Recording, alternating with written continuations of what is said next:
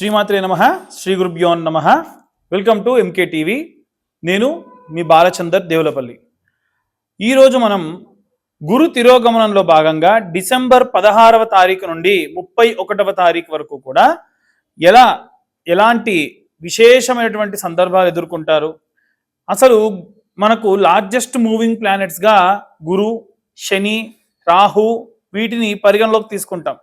ఇవన్నీ కూడా ఏంటంటే చాలా ఆలస్యంగా జరిగేటువంటి ప్లానెట్స్ కాబట్టి విశేషంగా గురు అనేటువంటి వాడు తిరోగమనంలోకి వచ్చి 3 నెలల పాటు ఈ యొక్క మిథునంలో సంచారం చేస్తున్న సమయమునందు ద్వాదశ రాశుల వారికి కూడా ఎలా ఉండబోతుంది అనేటువంటి విషయాన్ని, అందులో భాగంగా ఎలాంటి రెమెడీస్ తీసుకోవాలి, ఎలాంటి మంత్రం చదవాలి అనేటువంటి విషయాన్ని కూడా ఇప్పుడు మనం తెలుసుకుందాం. ప్రప్రథమంగా మేషరాశి వారికి సంబంధించి గురువు తృతీయ స్థానం నందు సంచారం చేయడం వల్ల మిశ్రమ ఫలితాలు గోచరిస్తాయి. విశేషంగా ఏవైనా సరే ఉద్యోగ సంబంధిత విషయాల్లో కానీ, వివాహ సంబంధిత విషయాల్లో కానీ జాప్యం చేకూరేటువంటి అవకాశం కనిపిస్తోంది. ఈ యొక్క 3 నెలల పాటు మేషరాశి వారికి సంబంధించి తీసుకునేటువంటి నిర్ణయాలు ఆచితూచి తీసుకోవాలి. ముఖ్యంగా వివాహము, విద్య, ఉద్యోగ, ఇల్లు మారటము, ఇల్లు ఇంకొక చోటికి ఏవైనా సరే కొత్త ఇంట్లోకి షిఫ్ట్ అవ్వడం, ఇలాంటి విషయాల్లో కూడా జాగ్రత్తగా ఆలోచించి నిర్ణయాలు తీసుకోండి. అలాగే ముఖ్యంగా చూసుకున్నట్టయితే ఈ యొక్క కేతుగ్రహ సంచారం అనేటువంటిది పంచమ స్థానం నందు జరుగుతున్న కారణం చేత మనకు 3, 6, 11 స్థానాల్లో ఉంటే మాత్రమే ఈ యొక్క కేతుగ్రహ సంచారం అనేటువంటిది అనుకూలంగా ఉంటుంది. లేకుంటే మాత్రం అది కూడా మిశ్రమ ఫలితాలు ఇస్తుంది. ఏమవుతుంది, కేతు పంచమ స్థానంలో ఉంటే ఏవైనా సరే బ్యాంక్ సంబంధిత వివరాలు, లావాదేవీలు, ఏదైనా పార్ట్నర్షిప్లో మీకు ఏవైనా సరే ఫినాన్షియల్ సంబంధితమైనటువంటి గొడవలు, ఈ పరంగా ఇబ్బందులు కలిగే అవకాశం ఉంది. లోన్లకు అప్లై చేస్తే లోన్లు రాకపోవచ్చు. కాబట్టి జాగ్రత్తగా మీరు ఈ సమయం నందు ఇప్పుడు నేను చెప్పేటువంటి విధంగా ఉండేటువంటి విషయాలు ఎక్కువగా ప్రయత్నించకుండా ఉంటే మంచిది. అలాగే శుక్రగ్రహ సంచారం అనేటువంటిది అష్టమ స్థానం నందు సంచారం చేయడం వలన మనకు అష్టమంలో గురువు లాభిస్తాడు. ఇక్కడ నేను క్లియర్గా ఏ గ్రహాలు అనేటువంటివి ఏ స్థానాల్లో అనుకూలంగా ఉంటాయో కూడా మెన్షన్ చేయడం జరిగింది. అష్టమంలో గురువు లాభిస్తాడు కాబట్టి భార్యాభర్తలు ఇద్దరి మధ్యలో అన్యోన్య దాంపత్యము, డైవర్స్కి వెళ్ళాలనుకున్న వాళ్ళు కాంప్రమైజ్ అయిపోయి మళ్ళీ కలిసి ఉండడము, విశేషంగా పిల్లల గురించి ఆలోచించడము, సంతాన సంబంధిత విషయాలు, అలాగే వివాహ సంబంధిత విషయాల్లో కూడా ఎవరన్నా ఒకరి జోక్యం వల్ల ఆల్రెడీ ఎంగేజ్మెంట్ అయి గొడవలు అవుతున్నటువంటి పరిస్థితుల్లో ఉన్నటువంటివన్నీ కూడా సర్దుమణిగి మళ్ళీ వివాహానికి దారి తీసేటువంటి అవకాశం కనిపిస్తుంది. అలాగే ఈ యొక్క మేషరాశి వారికి సంబంధించి బుధుడు కూడా అష్టమంలో సంచారం చేయడము వ్యాపార సంబంధితమైనటువంటి వారికి సంబంధించి అనుకూలమైనటువంటి కాలంగా యోగిస్తూ ఉంది. 12వ స్థానంలో శని యొక్క సంచారం ఏదైతే ఉందో అది అనుకూలంగా ఉన్నప్పటికీ శని చండాల యోగం అనేటువంటిది ఉండడం వలన, అదీకాక 12వ ఇంట శని ఎక్కువ లాభం కంటే కూడా నష్టమే చేయడం జరుగుతూ ఉంటుంది. ఏకాదశ స్థానం నందు రాహుగ్రహ సంచారం, కేవలం రాహువు ద్వితీయ లాభస్థానంలో సంచారం చేయడం వలన వీరికి వచ్చేటువంటి సెకండ్ సోర్స్ ఆఫ్ ఇన్కమ్ సంబంధిత విషయాల్లో అనుకూల పరిస్థితులు ఎక్కువగా గోచరిస్తూ ఉన్నాయి. ఓవరాల్గా చూసుకుంటే ఈ యొక్క మేషరాశి వారికి సంబంధించి డిసెంబర్ నెలలో గోచార పరంగా అద్భుతంగా ఉందని చెప్పొచ్చు.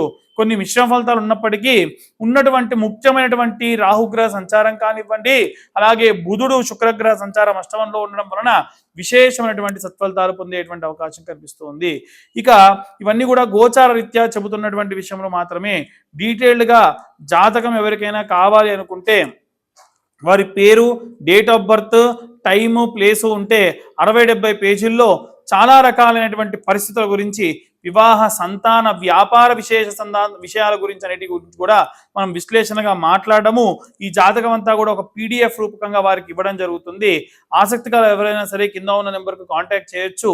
ఈ జాతకానికి గాను ఈ డిసెంబర్ 31వ తారీఖు లోపు ఫోన్ చేసినటువంటి వారికి మాత్రమే 2025 రూపాయలు.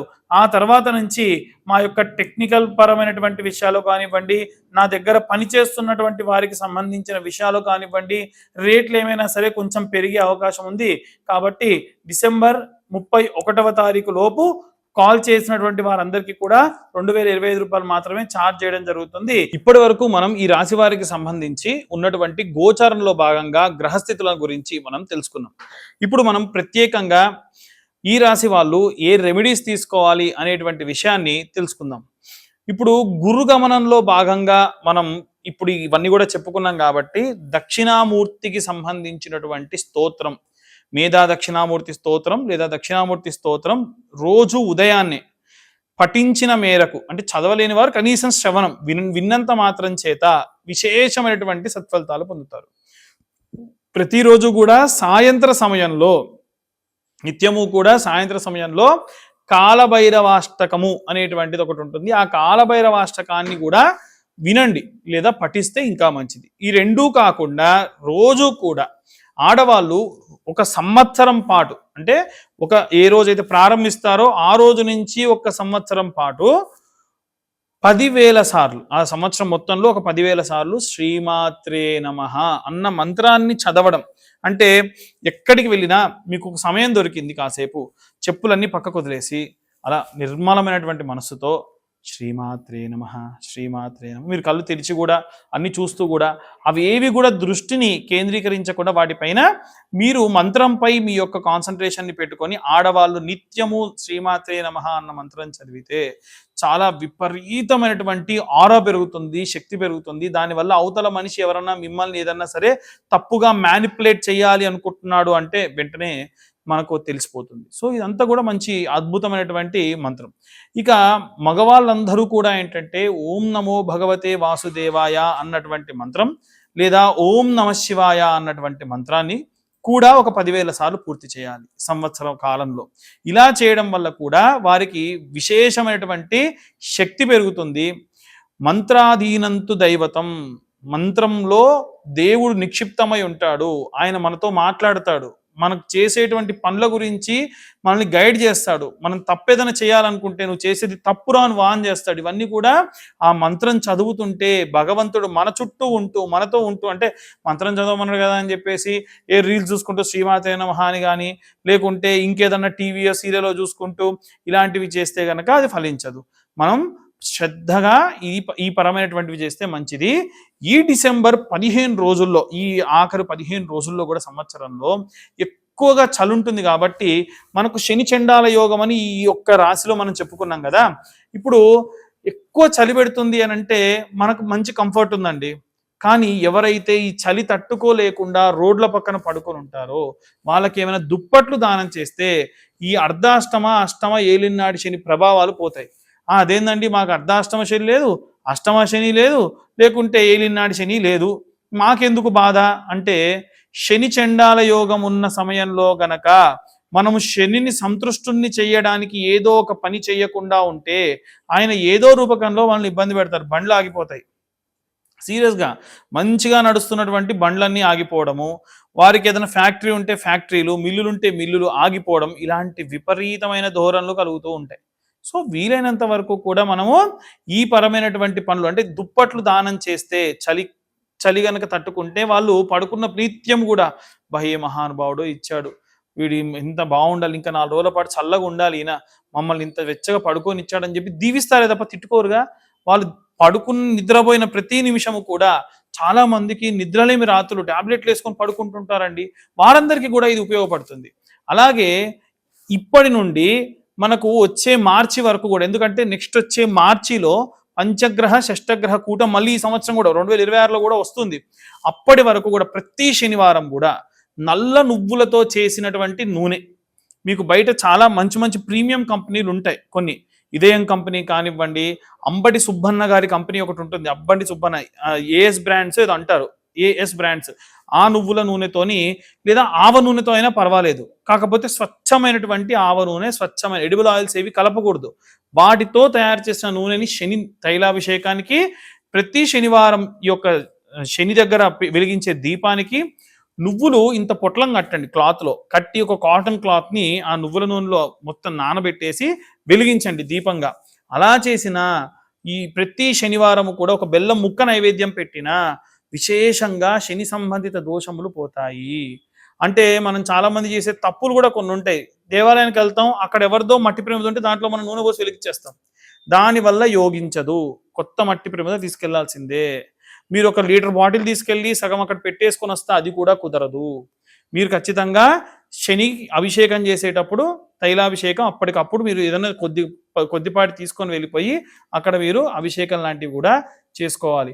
ఓవరాల్గా చూసుకుంటే ఇవన్నీ కూడా పాటించడం వలన మనకు కర్మఫలదాత అయినటువంటి శని విశేషంగా మంచి సత్ఫలితాలని ఇచ్చేటువంటి వాడు.